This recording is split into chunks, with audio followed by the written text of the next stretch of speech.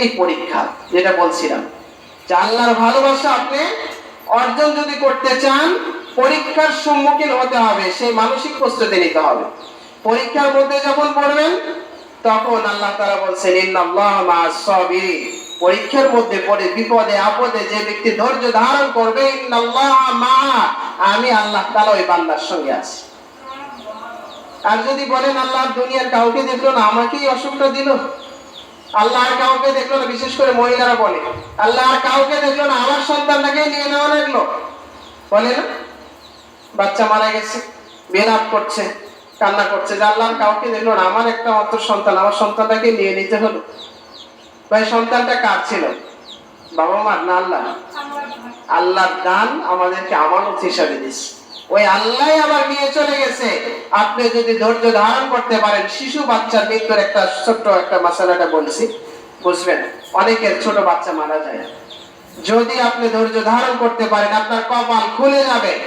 ছোট বাচ্চা যাদের মারা যায়, আপনি যদি আল্লাহর ফয়সালায় সন্তুষ্ট হন, কান্না আসবে, এটাতে বাধা নেই, ইসলাম এটাতে বাধাও দেয় নাই, কিন্তু বিলাপ করে কান্না করা যাবে না। ধৈর্য ধারণ করেন, আল্লাহর কাছে দোয়া করতে থাকেন যে আল্লাহ আপনি দিয়েছিলেন, আপনি নিয়ে গেছেন, আপনি আমাকে আবার একটা নেককার সন্তান দান করেন।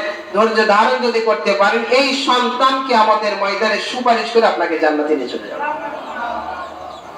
এই জন্য ধৈর্য ধরেন, ইন্নাল্লাহা মা'আস সাবিরিন। কিন্তু এই যে পরীক্ষা, এই পরীক্ষায় ধৈর্য ধারণটাই আপনার হলো বড় ফলাফল।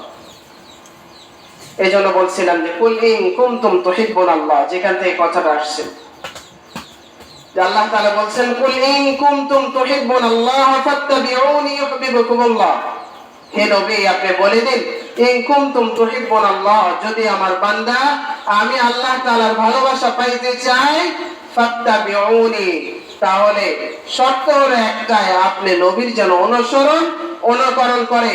আপনি নবীর যদি অনুকরণ করতে পারে, তাহলে ইউহিব্বুকুমুল্লাহ, অটোমেটিক আমি আল্লাহ তাআলার মহব্বত আর আমি আল্লাহ তাআলার ভালোবাসা এই বান্দা পেয়ে যাবে। আর যদি আমি আল্লাহ তাআলার মহব্বত আর ভালোবাসা পেয়ে যাই, ওই বান্দার দুনিয়া এবং আখিরাত আর কোনো চিন্তা নাই। আলা ইন্না আউলিয়া আল্লাহ লা খাউফুন আলাইহিম ওয়া লা হুম ইয়াহজানুন। আল্লাহ তাআলা আরেক আয়াতের মধ্যে বলছেন আলা ইন্না আউলিয়া আল্লাহ, নিশ্চয় যারা আমি আল্লাহ তাআলার বন্ধু হয়ে যায়, লা খাউফুন আলাইহিম ওয়া লা হুম ইয়াহজানুন, দুনিয়া এবং আখিরাতে তাদের কোনো চিন্তাও নেই, কোনো পেরেশানিও নেই। দুনিয়ার এই যে বললাম বিপদ আল্লাহ দিবে পরীক্ষা নেওয়ার জন্য, আপনি ধৈর্য ধারণ করবেন, অটোমেটিক বিপদটা আল্লাহ কিভাবে উদ্ধার করে নিয়ে চলে যাবে আপনি কল্পনা করতে পারবেন। কিন্তু ওই ধৈর্য ধারণ আপনি করতে পারছেন কিনা, আল্লাহর ফয়সালায় সন্তুষ্ট আছেন কিনা, এটা জাস্ট আল্লাহ দেখতে চায়।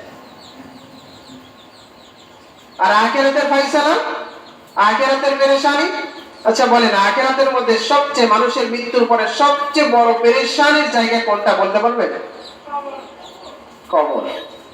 হযরত উসমান রাদিয়াল্লাহু তাআলা আনহু যখন কবরের পাশ দিয়ে যাইতেন, উনি এত পরিমাণে কান্না করতেন, ওনার চোখের পানিতে দাড়ি মোবারক ভিজে যেত। সাহাবায়ে কেরাম ওনাকে জিজ্ঞেস করছিলেন, আল্লাহর নবীর সাহাবী, আপনি কবর দেখলে এত কান্না করেন কেন? জান্নাত জাহান্নামের আলোচনা শুনলে তো এত পরিমাণে কান্না করেন না, কবর দেখলে এত কান্না করেন? উসমান রাদিয়াল্লাহু তাআলা আনহু তখন বলছিলেন, আমি আল্লাহ নবীর মুখে শুনছি, আল্লাহ রাসূল সাল্লাল্লাহু আলাইহি ওয়াসাল্লাম বলছেন, আল কবরু রাজাতুম মিন রিয়াজিল জান্নাহ ওয়া হুফরাতুম মিন হুফারিন নার, কবর হয়তো কারোর জন্য জান্নাতের টুকরা আর কারোর জন্য জাহান্নামের গর্ত।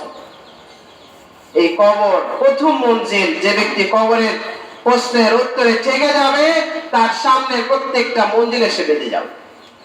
আর যে ব্যক্তি কবরের এই জগৎটা সুন্দরভাবে পাড়ি দিতে পারবে, বাকি সমস্ত জায়গার মধ্যে আল্লাহ তাআলাকে উত্তীর্ণ করে দেবে। কবরের মধ্যে যে প্রশ্নের উত্তর, ছোট্ট একটা কথা বলি, কষ্ট হচ্ছে আপনাদের? হযরত রাবিয়া বসরি রাদিয়াল্লাহু তাআলা রাহমাতুল্লাহি আলাইহি, রাবিয়া বসরির কথা আমরা অনেকেই শুনছি।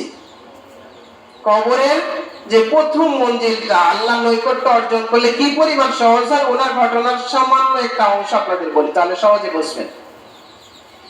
রাবিয়া বসরির জীবনের মধ্যে পড়ছে, ওনার ইন্তেকালের পরে ওনাকে এক ব্যক্তি স্বপ্নে দেখছে।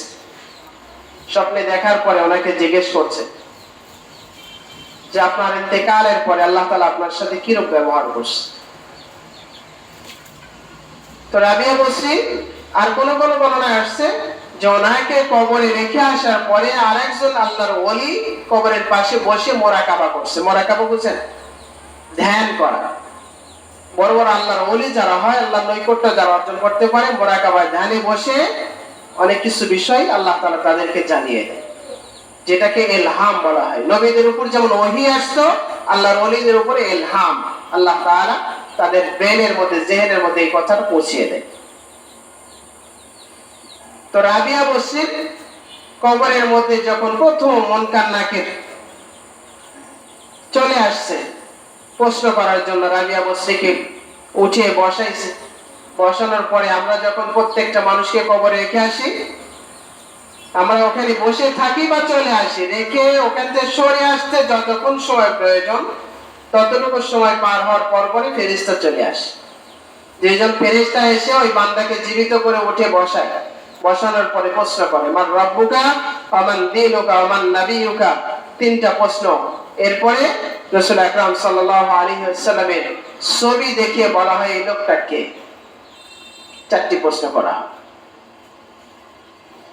তো রাবিয়া বসরিকে বসানোর পরে ফেরেশতা জিজ্ঞেস করছে মান রব্বুকা, প্রথম প্রশ্ন কি? তোমার রব কে? রাবিয়া যখন বলছে আমার রব কে, এটা যদি আমি বলি যে আমার রব আল্লাহ, আর আমার আল্লাহ যদি বলে আমি রাবিয়াকে চিনি না, তাহলে আমার প্রশ্নের উত্তর দিয়ে কোনো লাভ আছে? আচ্ছা বলে প্রশ্নটা কেমন আর উত্তরটা কেমন, বুঝছেন কথাটা? রাবিয়া বসরিকে ফেরেশতা জিজ্ঞেস করছে যে তোমার রব কে। সে কি বলছে? আমি যদি বলি আমার রব আল্লাহ, আর আমার আল্লাহ যদি বলে আমি রাবিয়াকে চিনি না, আমার প্রশ্নের উত্তর দিয়ে লাভ আছে? একদিক দিয়ে উত্তর হয়ে গেছে না, আর একদিক দিয়ে প্রেমিকের যে কথাবার্তা সেটা শুরু হয়ে গেছে। কারণ সে তো ছিল আল্লাহর পাগল, দুনিয়াতে আল্লাহর নৈকট্য অর্জন করছে। এই কথা বলার সাথে সাথে আল্লাহ তাআলা গায়েবী আওয়াজ দিয়ে ফেরেশতাদের বলছে আমার ফেরেশতারা আমার বান্দীকে আর প্রশ্ন করার দরকার নাই, সে দুনিয়ায় অনেক কষ্ট করে আসছে, জান্নাতের বিছানা বিছিয়ে দাও। ওই যে লা খাউফুন আলাইহিম ওয়া লা হুম ইয়াহজানুন আয়াতের ব্যাখ্যা বুঝছেন? আল্লাহ তাআলা বলছেন আলা ইন্না আউলিয়া আল্লাহ, নিশ্চয় যারা আমার বন্ধু হয়ে যাবে, লা খাউফুন আলাইহিম ওয়া লা হুম ইয়াহজানুন, দুনিয়াতেও তাদের কোনো ভয় নেই, ওয়া লা হুম ইয়াহজানুন, আখিরাতেও তাদের কোনো চিন্তা পেরেশানির কোনো কারণ থাকবে না। আপনি প্রশ্নের উত্তর দিয়ে জান্নাত পাবেন না জান্নাত জাহান্নামে যাবেন, এই টেনশন করার কোনো প্রয়োজনই নাই। যদি নৈকট্য অর্জন করতে পারেন, উপর থেকে ফয়সালা হবে আপনার কবরে জান্নাতের বিছানা বিছানোর জন্য। আমরা আল্লাহর নৈকট্য অর্জন করতে চাই তো ইনশাআল্লাহ। নৈকট্য অর্জন যদি করতে চাই ফাত্তাবিউনি, আল্লাহ তাআলা যে শর্ত দিয়েছেন নবীজির অনুসরণ করতে হবে।